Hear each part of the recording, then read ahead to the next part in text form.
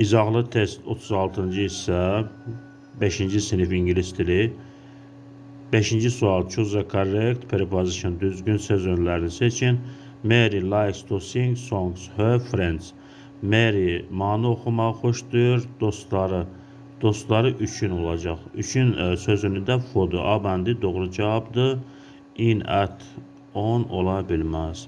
6-cı sual choose the correct variant düzgün variantı seçin.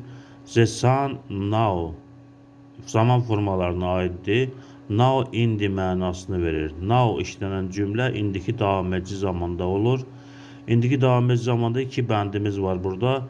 Is shining, are shining.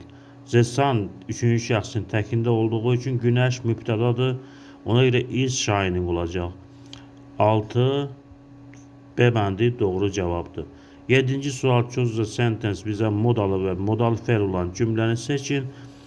A bəndində we don't go to school in summer. Burada go fe'li var, əsas fe'ldir, modal fe'l deyil.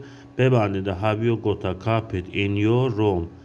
Burada da modal fe'l yoxdur. This is a swimming pool. Bu cümlədə də modal fe'l yoxdur. D bəndində can I ask you sing a song.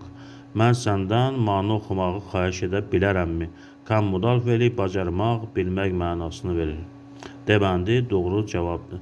8-9-cu sualın hansını cavablandıra bilsəz, kommentlərdə videonun aşağısında yaza bilərsiniz.